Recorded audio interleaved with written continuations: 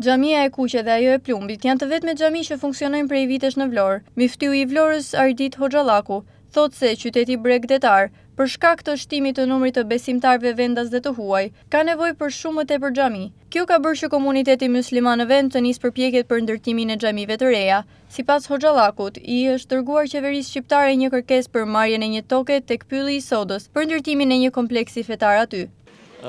Që ditën e parë kur kam ardhur, e kam theksuar këtë gjë, pra para 2 vitesh, që Vlora ka nevojë edhe për xhamit të tjera, dhe ne jemi në përpjekje kemi bërë një kërkesë shtetit për një tokë e cila është shtet në Pyllin e Sodës, përballë fushave të flamurtarit.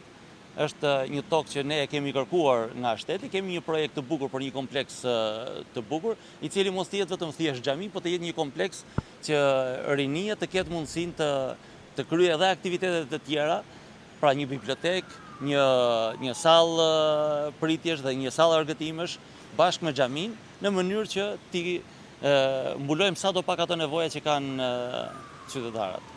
Nëse hedh syt në historinë e qytetit, myftyu i Vlorës tregon se do të zbulosh se ka patur 8 deri në 9 xhami në qytetin bregdetar, kur popullsia ka qenë më e vogël. Duke parë numrin në rritje të besimtarëve, Hoxhallaku thotë se një qytet si Vlora duhet të paktën të ketë 4 xhami funksionale.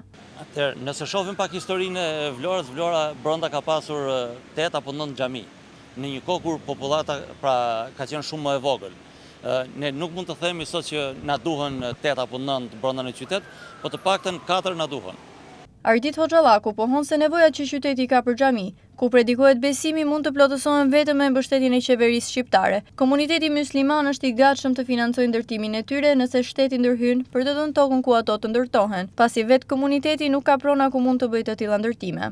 Përgjigjja që mund ta jap shteti për arsye se ne nuk kemi prona apo toka që këto xhamit i ndërtojmë, por edhe nga privati është shumë e vështirë të blihen, pasi e dim shumë mirë se çmimi ka vajtur në një vend ku ne kemi frikë ta përmendim, jo më të hymë për ta blerë. Pra, në ditët në vijim, gjatë kohës do shikojmë se sa do na përgjigjet edhe shteti në lidhje me këto nevoja që kemi. Apeli është shumë i thjeshtë, nëse shteti na kthen tokat tona aty të komunitetit musliman, ne nuk kemi nevojë të marrim gjë nga shteti. Ka edhe disa xhami të tjera funksionale të cilat përfshihen në territorin që i përket Vlorës, por ato gjenden kryesisht në fshatrat pranë saj. Shpesh të vështira për t'u aksesuar dhe në shumë raste besimtarët kryesisht të huaj janë të pa informuar për funksionimin e tyre.